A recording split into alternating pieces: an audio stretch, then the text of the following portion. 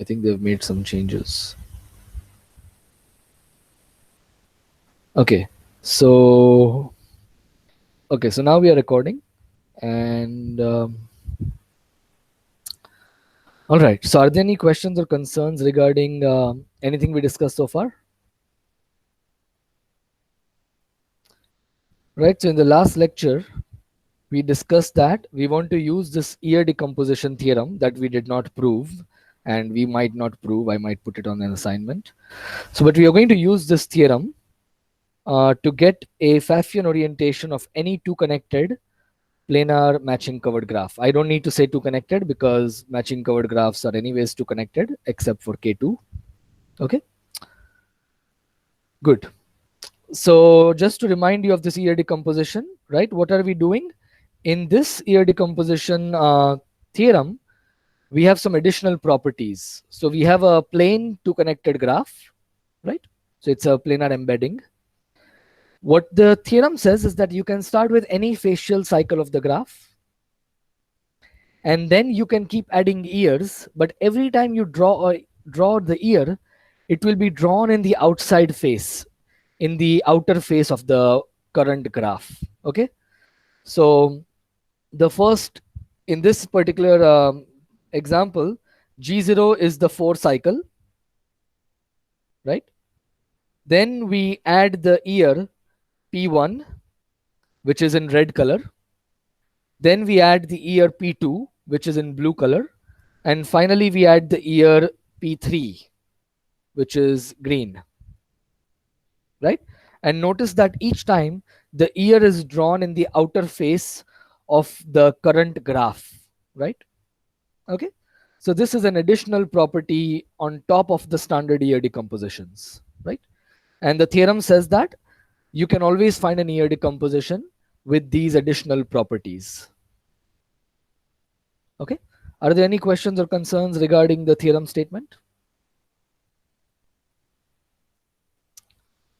Okay, good. So our goal is to use this theorem and Euler's formula and our previous theorem, which says that an orientation is Pfaffian if and only if every conformal cycle is oddly oriented. Right? We want to use these three things to prove Castelline's theorem. Every planar graph is Pfaffian.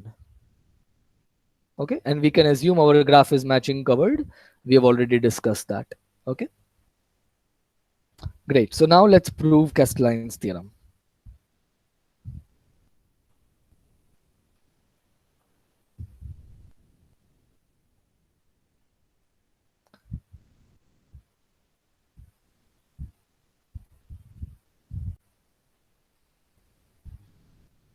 Okay. Any questions or concerns before we begin the proof? All right. If not, we are going to start with our planar matching covered graph. Okay. And we can assume that the graph is not K2. And so it is two connected.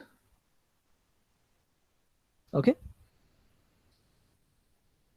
And in fact, I will take consider a planar embedding, and I won't use G tilde, I will use G again. Okay. Otherwise, I have to put the tilde every single time. Okay. So consider a planar embedding. Let's call it G. Okay. And by above theorem, there exists an ear decomposition with the additional properties that we stated earlier. So what we are going to do is we are going to take this kind of an ear decomposition and we are going to use it to construct an orientation with some special property. Okay. And then we will show that this orientation is actually a Pfaffian orientation. Right. So we will have to show that every conformal cycle has an odd number of clockwise edges and odd number of anti-clockwise edges. Okay, so I'll show this to you by example, and I'm sure the example will convince you that you can get an orientation with the desired properties. So let's start with our example that we had earlier. So what is this? So the goal is to construct an orientation of G using the ear decomposition. And what is the property I want? I want the property that every face of the graph, that each face except perhaps the outer face. So we will not care about the outer face, but for every other face of the graph, we will make sure that the face has an odd number of clockwise edges. Okay, where clockwise is this direction. Okay, so we are starting with our facial cycle G0, and I can easily make sure that this has a clockwise number of edges going. This has an odd number of clockwise edges. I'll put this clockwise, clockwise, clockwise, and anti-clockwise. Okay, so there is an odd number of clockwise edges. What are we doing next? Next, we are adding an ear. If I'm not mistaken, it was this red colored ear. Okay, now when I add this ear, I create another face of the graph, right?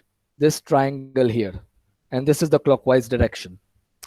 So I can make sure that this triangle also has an odd number of clockwise edges. I'll put this clockwise and I will make this anti-clockwise. Okay, so I have one clockwise edges and two anti-clockwise edges. Okay, now I add the next ear, which is the blue colored ear, which looks like this. And now I create another face of the graph. At this point, I have one clockwise edge and one anti-clockwise edge. So I will make the other two anti-clockwise. Why not? Okay. And finally, we are going to add the green colored ear, which is here. And when we do this, we create another face. We have one clockwise edge and one anti-clockwise edge, so we can make this anti-clockwise. Right? So hopefully everybody is convinced that because you have freedom, you can always choose a number that will make the new face have an odd number of clockwise edges. Right? You are free to make it clockwise or anti-clockwise. So by this much freedom, you should be able to do this.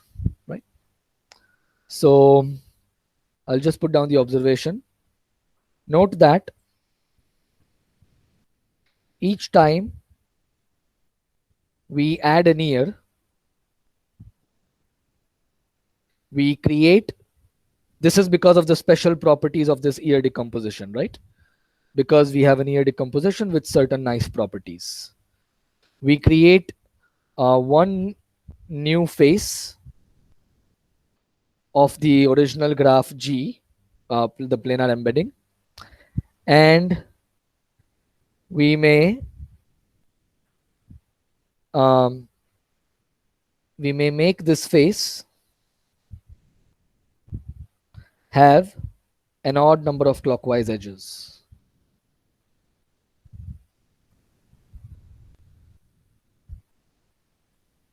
Right? Is everybody convinced that this is true? Are there any questions or concerns regarding how this orientation is constructed?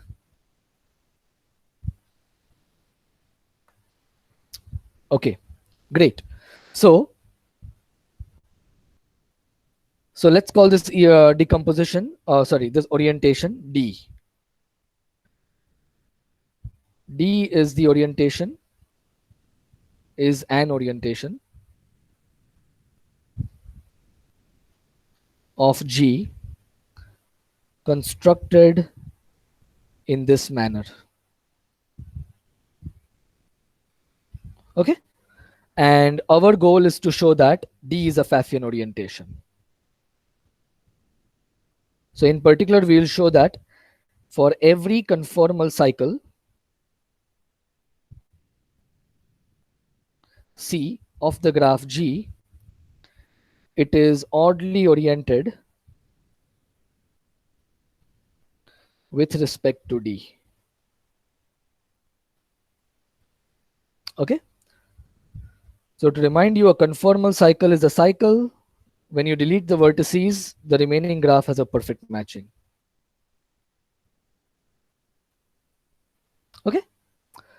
So this is our next goal. We are going to take a conformal cycle and we are going to argue that there has to be an odd number of clockwise edges and an odd number of anti-clockwise edges, therefore, in this cycle. Okay. Notice that conformal cycles are necessarily even length cycles. However, with the faces of the graph, they could be odd faces or even faces, right? As we saw in this example. So that is why we were being consistent with clockwise being the choice. We were making an odd number of clockwise edges in every face, except perhaps the outer face, right? So in the case of conformal cycles, we are only dealing with even cycles. Okay, so how do we do this? Supposing C is our conformal cycle. Okay, let me not even draw the vertices. I think it's going to create unnecessary confusion. Okay, this is our cycle C.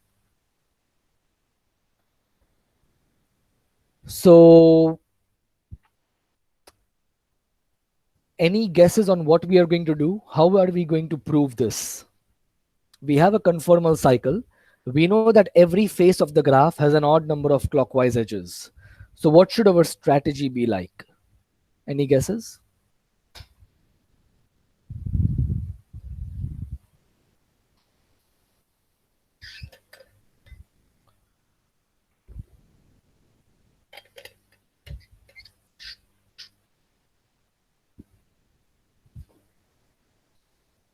It's very similar to what we did yesterday when we proved that K33 is a non-Pfaffian graph.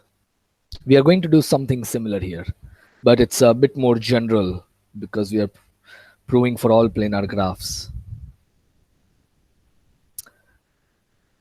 Okay, so if there are no guesses, I'll tell you what the main idea is.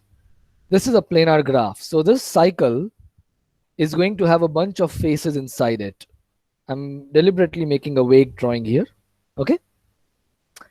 And this cycle is nothing but the symmetric difference of those faces. Right? That's an observation we have made earlier in some assignments, right? So you can, the faces generate the cycle space. So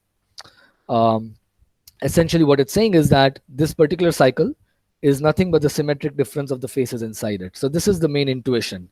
We know that the faces are oddly oriented. Can we from this conclude that the cycle itself has an odd number of clockwise edges? The faces have an odd number of clockwise edges. So we want to show the same for this cycle. Okay. All right. So let's call these faces C1, C2, C3 up to CK. Okay. C1, C2 up to CK. These are the faces of G in the interior of the cycle C. Okay. And in fact, let's define the graph H. H is the subgraph of G that lies in the interior of this cycle, including the boundary. So it includes the cycle C, right? Because we are using capital I for the closure of this curve. So it includes the curve in particular. Okay. So it includes the cycle and everything inside the cycle, right? But nothing outside. Okay. And yeah, so now we are going to use some additional notation, but it's So let's say P is the number of vertices inside the cycle. So it's the number of vertices in H minus the number of vertices in C. Okay. And let's say Q is the number of edges in H minus the cycle edges. Okay. Great. And what is the number of faces of this graph? We have K faces inside and we have the outside face here. So we have got total K plus 1 faces in the graph H. Okay. Good. So let's apply Euler's formula and relate all these things. Okay, so what does it say? Number of vertices plus number of faces is equal to number of edges plus 2, right? So number of vertices minus, this is the number of vertices, right? Plus the number of faces, which is K plus 1, is equal to the number of edges. Okay, sorry, I'm making a mistake here.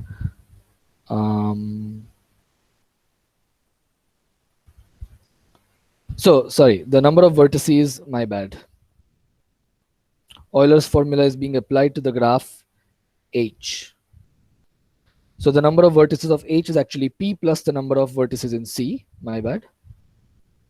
Okay, the number of faces is K plus 1 and the number of edges is Q plus the number of edges in C plus 2, right? Notice that this is an even, this is a cycle, so the number of vertices is equal to the number of edges, so that goes off. And we have got P plus K is equal to Q plus 1. Okay.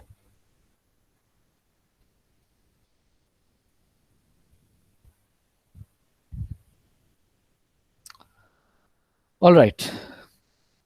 So let's just keep this in mind.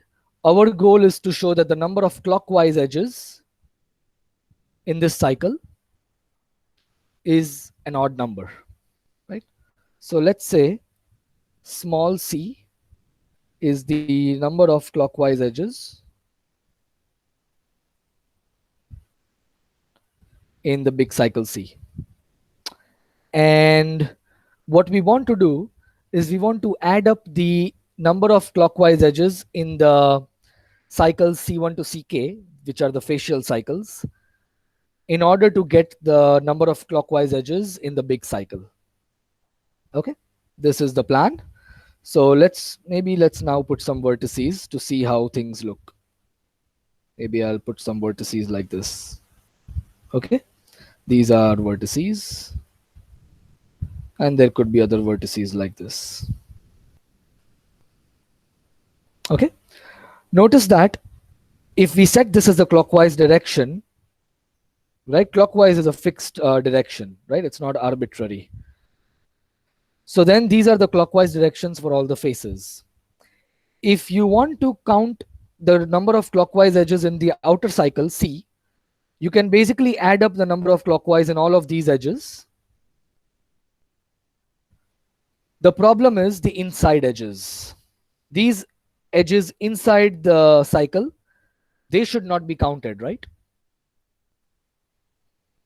But they will be counted if you add up all the clockwise edges in the interior. So Ci is the number of clockwise edges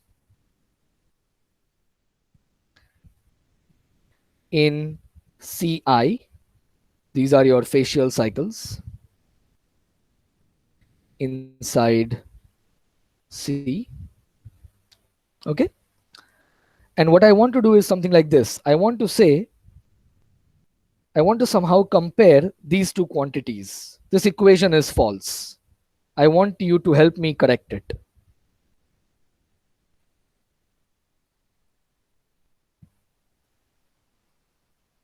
This equation is false for the simple reason that if you look at any edge which is inside, it will be counted in at least one of the two faces that contains that edge. But will it be counted in both of them, or will it be counted in exactly one of them? We can take modulo 2 in that equation. Will that Like, be correct? um, I guess both will have the same parity. Mm, I'm not sure. not entirely clear, but let's not go to module. We will go to modulo 2 soon because we are doing odd and even business. But before that, let's do something simpler. I am claiming that you need to subtract or add something in order to fix this equation. And from then you will be able to see that the modulo 2 doesn't work quite directly. You need to first do an addition or subtraction, and then we are going to do a modulo 2 business later. But you can fix this equation by just adding or subtracting something. So look at any edge inside, right? I claim that this edge is clockwise for one of the two faces that contains this edge, and it is anti-clockwise for the other face. Do you all agree? Every edge inside C, so in the every edge in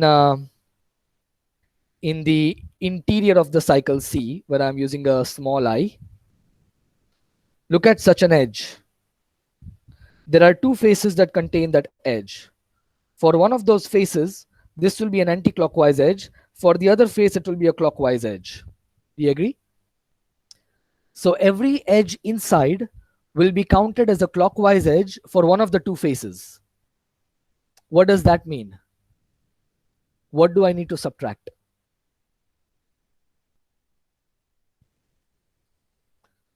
For every edge inside the cycle, it will be counted. It will be Yeah, go ahead, Girija. it's just Q, right? I think Exactly, exactly. exactly. So we can fix this Total equation. number of ages minus the cycle ages. So number of internal ages.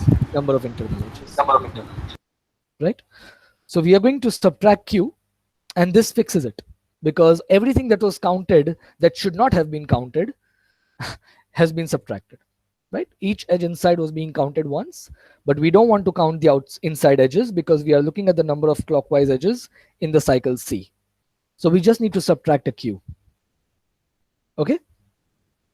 And well, now we can use some of our previous knowledge. What is Q? It is P plus K minus 1. Right? Q is P plus K minus 1. Right? So I can instead subtract minus P minus K plus 1. Okay? All right. Sir, Yeah, can go we ahead. say Q is even because since the cycle is conformal? Okay. Let's see. Is that true? Um, Here is an example. K4.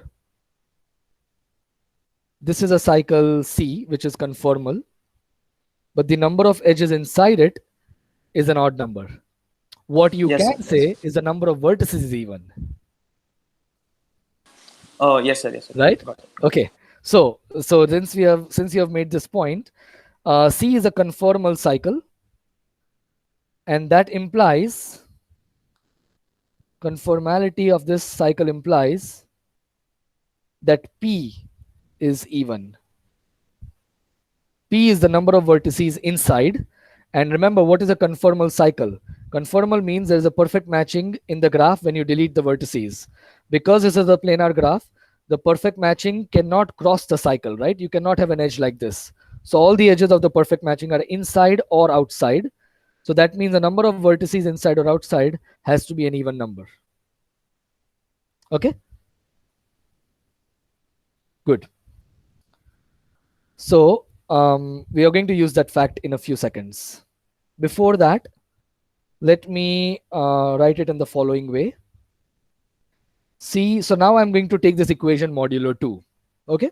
Because I don't care for the actual numbers, I just care for the parity. So now let's rearrange it like this.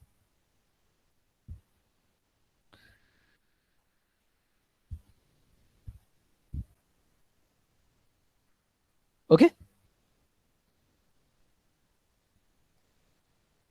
Good.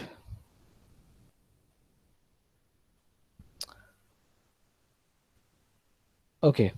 So now I want to look at this part here, and I want to argue about the parity of this quantity. So remember, each CI is an odd number. Every CI is an odd number, right? Because we have an odd number of clockwise edges in every face, right? So each of these is an odd number, and we are adding k odd numbers. So what can you say about the parity of this quantity?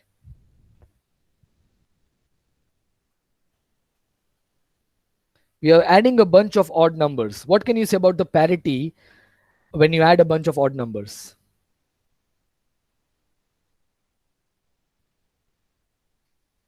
Supposing you're adding a bunch of k, supposing you're adding k odd numbers, what can you say about the parity of the summation of these odd numbers?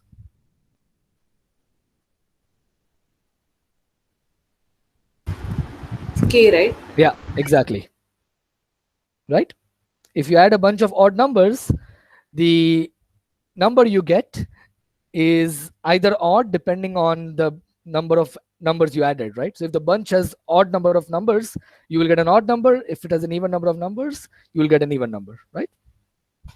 So this just follows from the fact that each CI is an odd number.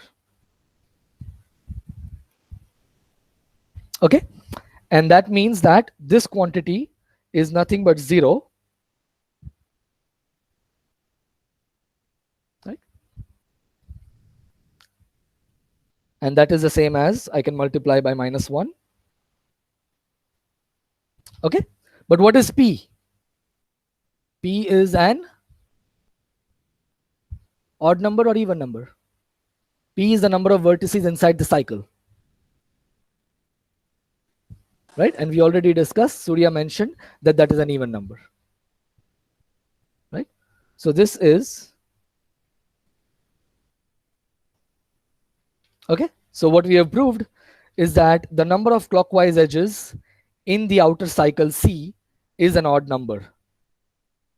And since C was any arbitrary conformal cycle, we know that every single conformal cycle of the graph has an odd number of edges that are going clockwise. Thus, each conformal cycle of G is oddly oriented.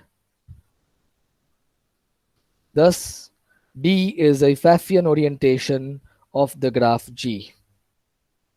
And so the graph G, which was a planar graph, is Pfaffian.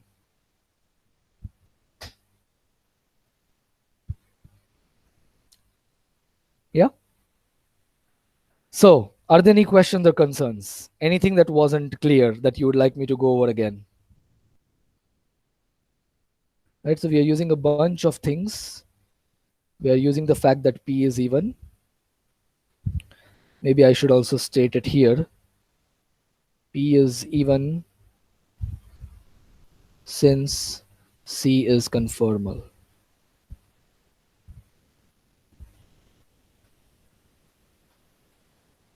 Okay. So, no questions or concerns? Is everything clear? Right, so we didn't, the one thing we did not prove is the ear decomposition theorem. But I'll leave it as either a do it yourself or I will put it on the assignment, which I will be announcing this weekend. Okay. It's not that difficult to prove. It's just, you can think about it. It's easy. Okay. So for any planar graph, you have such an ear decomposition. And once you have this, you can get your orientation with this property that every face has an odd number of clockwise edges, except perhaps the outer face. And once you have that, you use Euler's formula and some nice arguments. Conformality gives you that P is even. And if you have put all of this together, you get that for any conformal cycle, there is an odd number of clockwise edges, right? And that is the same as a Pfaffian orientation because of our previous theorem by earlier theorem.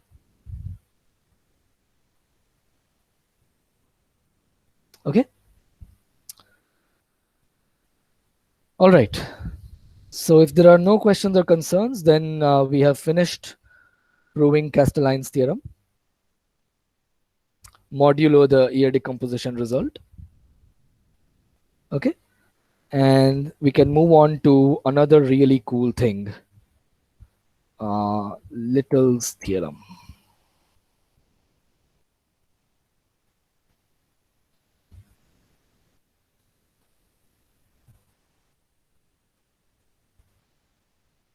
Okay.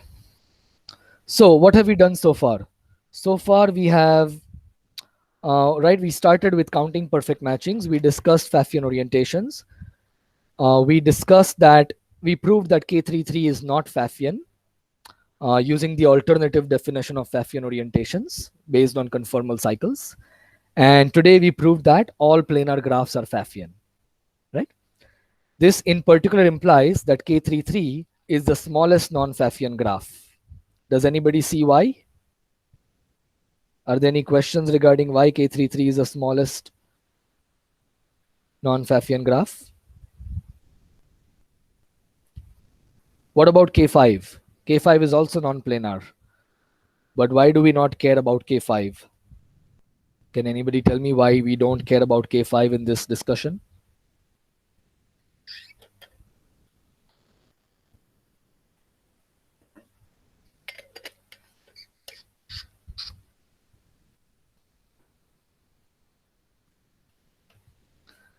How many perfect matchings does K5 have?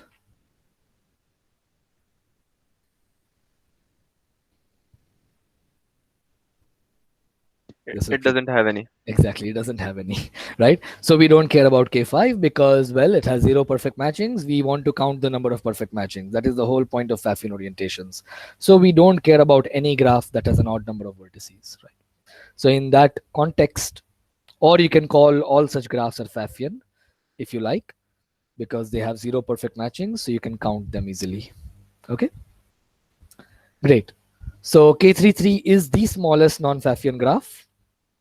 And that is nice, right? We have seen K33 before, and it's coming up again in the context of Pfaffian orientations.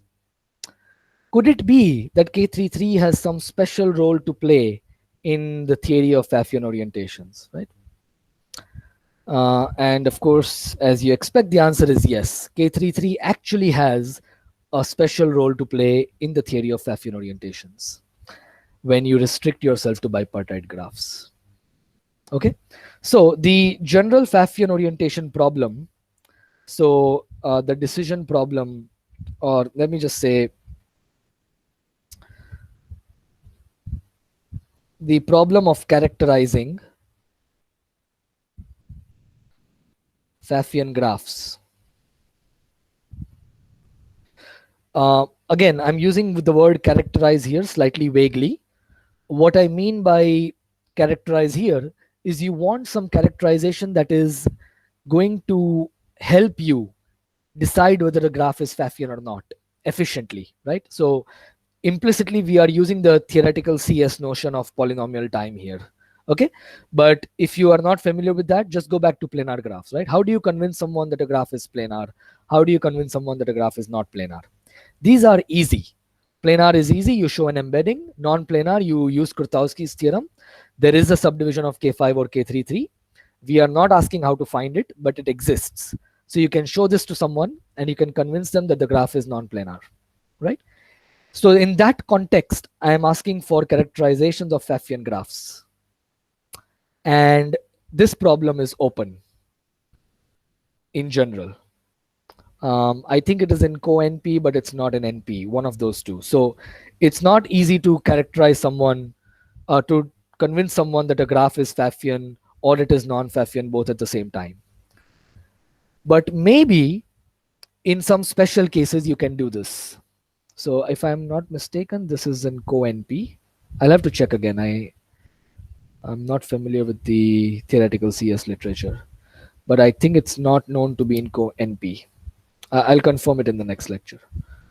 Not known to be in NP.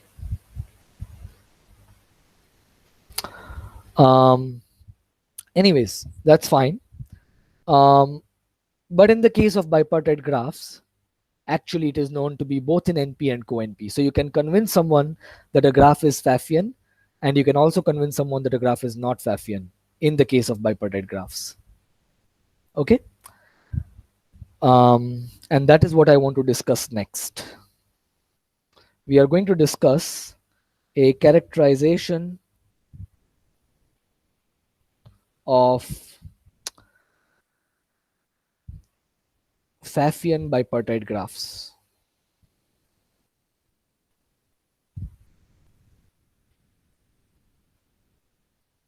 I don't think we will prove the whole theorem.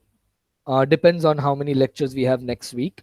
I will discuss that at the end of today's lecture with all of you, right? But before that, let me see if I can state this result.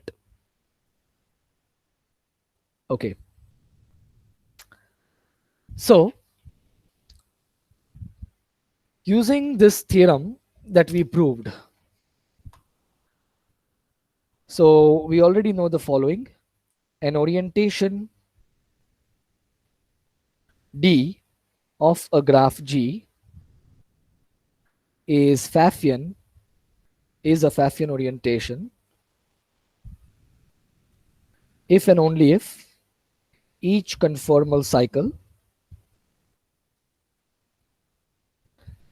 is oddly oriented. Okay. And another thing I want you to note is the following. This is an easy proposition. Supposing J is a conformal subgraph, this is a transitivity property of conformality of H. And let's say H is a conformal subgraph of G. Then J is a conformal subgraph of G.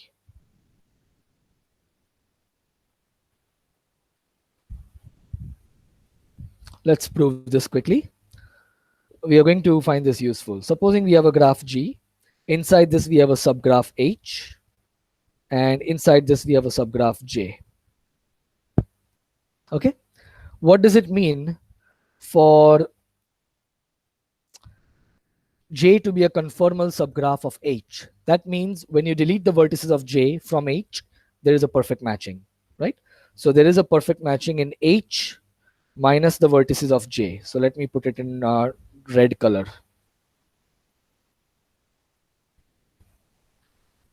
There is a perfect matching in this graph when I delete the vertices of J. Likewise, when I delete the vertices of H from G, there is a perfect matching.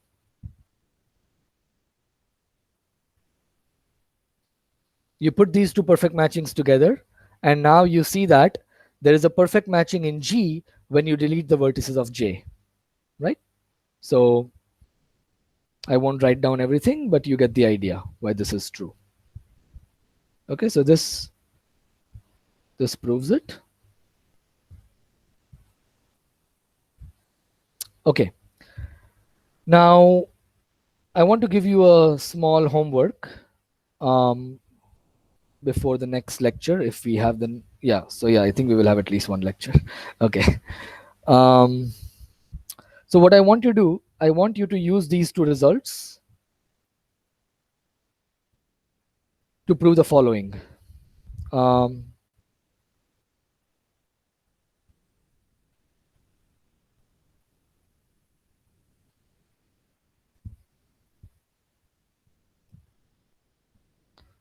So corollary.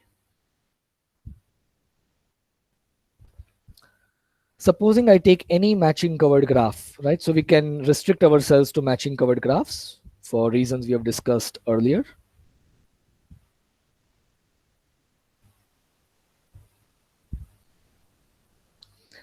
And let's say I give you a conformal subgraph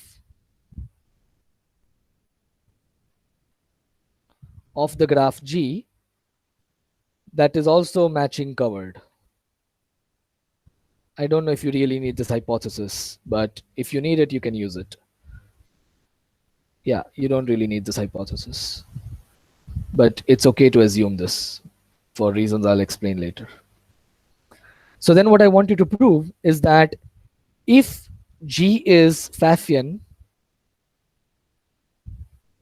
then H is also Pfaffian.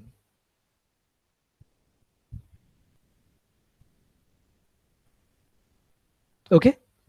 So whenever a graph, so in other words, if the graph H was non-Pfaffian, then the graph G would necessarily be non-Pfaffian, right? So maybe that is also a useful thing to write down. If H is non-Pfaffian, then G is also non-Pfaffian.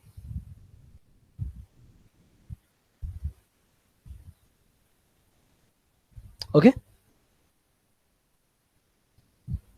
So that means, so I want you to prove this on your own. This is really not difficult to prove.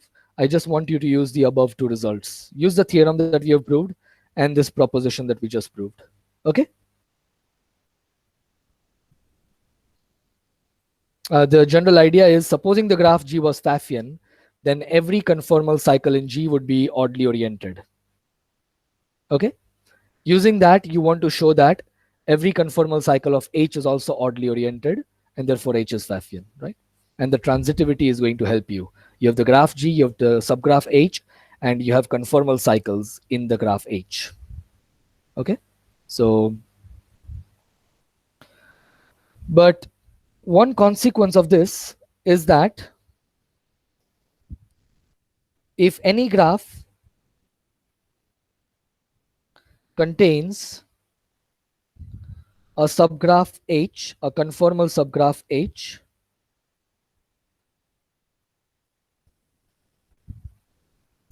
such that H is isomorphic to K33. So H is basically K33. Then the graph G is non-Pfaffian. Okay? Because of the corollary. If you have a non-Pfaffian conformal subgraph, then the whole graph has to be non-Pfaffian. Right? So just to give you a quick example, maybe I can take this graph.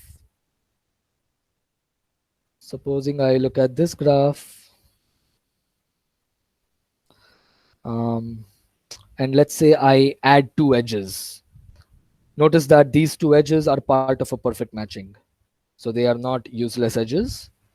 But because K33 is non-Pfaffian, this whole graph has to be non-Pfaffian because it contains K33 as a conformal subgraph, right?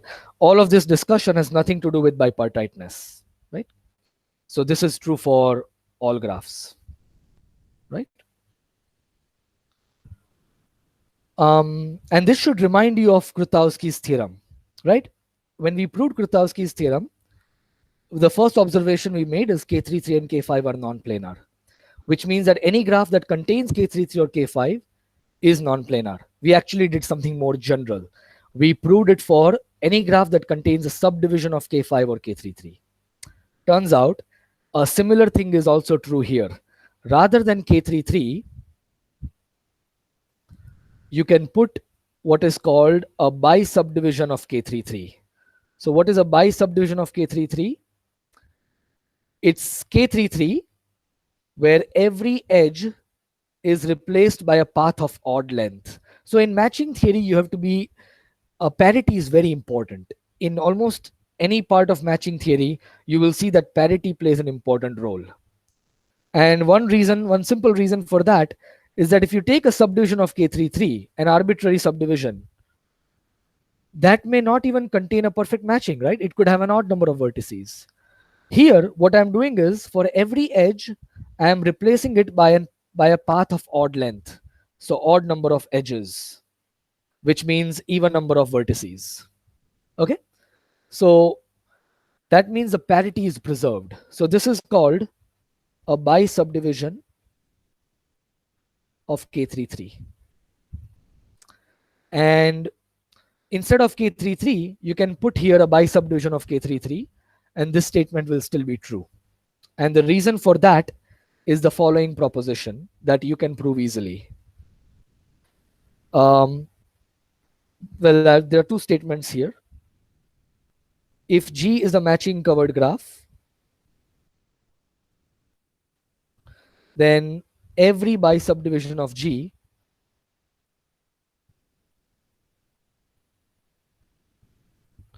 is matching covered.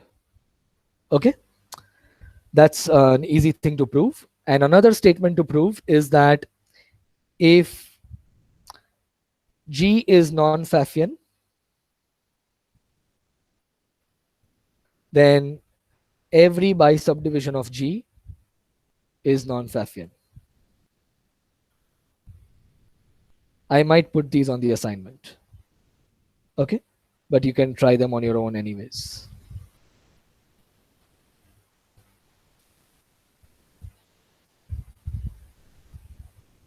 So remember, in a bisubdivision, for every edge, you're replacing it by a path of odd length.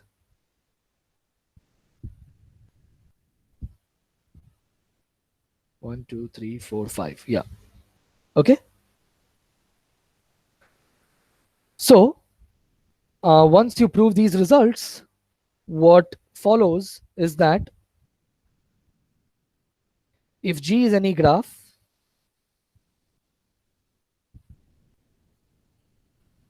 and H is a conformal subgraph,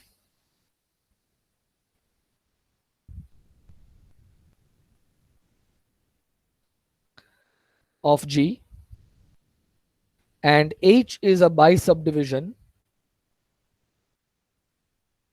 I'll give you an example to illustrate what's going on. Of a non-Pfaffian graph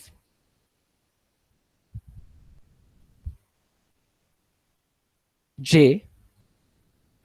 Well, because J is non-Pfaffian, bisubdivision H will be non-Pfaffian. And because it is a non-Pfaffian subgraph, a conformal subgraph of the original graph, the whole graph will be non-Pfaffian. Then G is also non-Pfaffian. Let me give you a quick example to illustrate what's. So here is a very nice graph. Actually, before the lecture started, I was discussing this graph with Girija.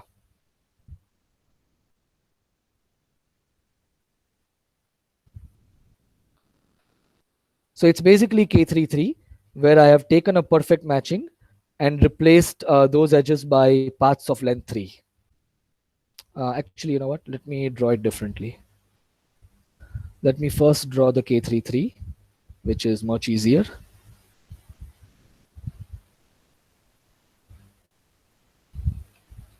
Okay.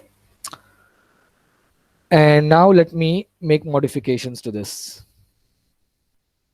So first I will put these 6 vertices. Okay, so what I have now is a bisubdivision of K33. And now I'm going to add 2 vertices.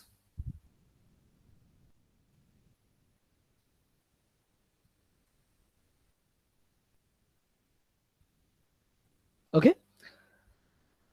And this is my graph. I'm going to add, notice that right now we have a cubic graph. This cubic graph is called the Heawood graph. But I'm going to add one more edge to get a non-Pfaffian graph. Removing the edge E gives a very famous graph called the Heawood graph. You can read more about this later. Okay. In this graph G, which is the Heawood graph plus the edge E, notice that here you have a conformal subgraph. H is a conformal subgraph. Well, why? Because when you delete the vertices of H, you have a perfect matching in the remaining graph, which is one single edge. Right? This is why this edge is necessary. Without this edge, it would not be a conformal subgraph. With this edge, it is a conformal subgraph. H is a bisubdivision of K33. K33 is a non-Pfaffian graph. So every bi-subdivision of K33 is non-Pfaffian by the proposition that we did not prove. Okay. So this big graph, H, this graph H is non-Pfaffian. And then because H is a conformal subgraph of G, the whole graph G is non-Pfaffian, which is what I stated earlier. If you have a non-Pfaffian conformal subgraph, then the whole graph is non-Pfaffian. Okay. So this implies that G is non-Pfaffian since H is conformal in G. Notice that if I remove the edge E in G minus E, H is not conformal. So we cannot say that G minus E is non-Pfaffian based on these arguments. And it actually turns out that it is a Pfaffian graph. In fact, G minus E is the Heawood graph, which is Pfaffian.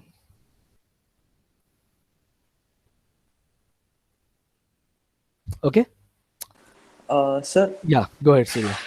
can we somehow contract the some edges in the bi-subdivision and extend it to like all subdivisions?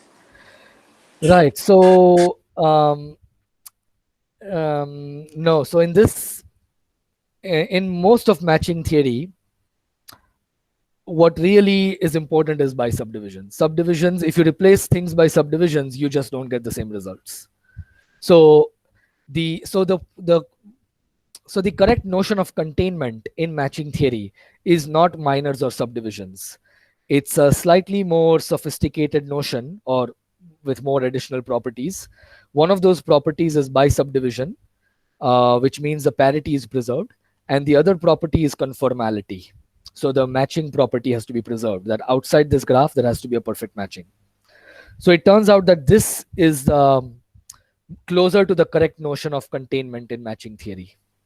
There are also exceptions to this notion. There are cases in Pfaffian orientations actually where even this notion of containment does not capture the problem correctly. Okay, so does that make sense?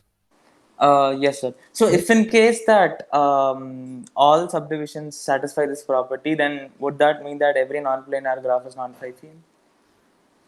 Right, Because but they contain a K33 subdivision.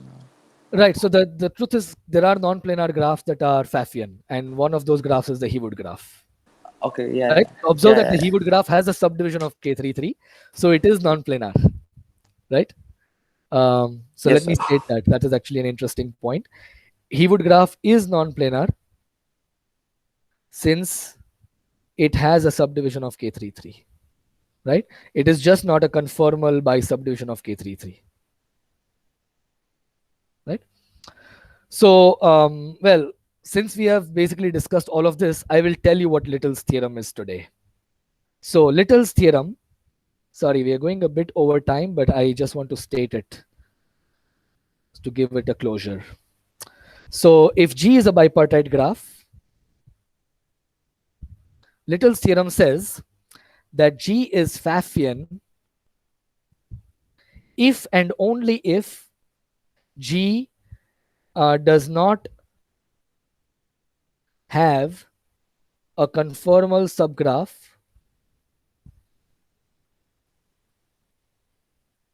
H that is a bi-subdivision of K33. So in the case of bipartite graphs, this is exactly the obstruction to Pfaffianness. So the only reason a bipartite graph is not Pfaffian is because there is some subgraph here, which is a conformal subgraph, and it is a bi-subdivision of K33. Okay. So this is Little's theorem from 1975 On a related note, Charles Little, who lives in New Zealand, is one of my collaborators. So he proved this during his PhD.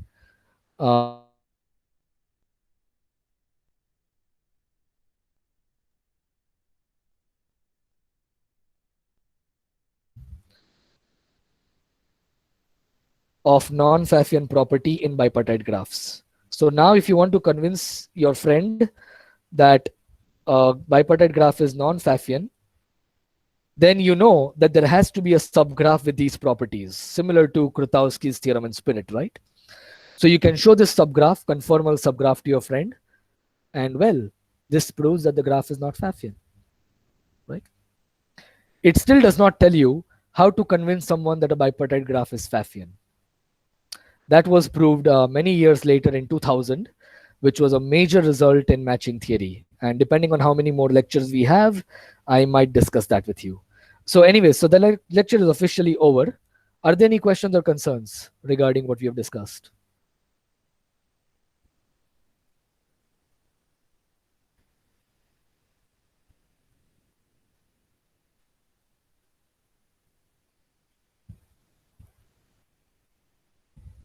So not only is there an NP characterization, there is also a polynomial time algorithm.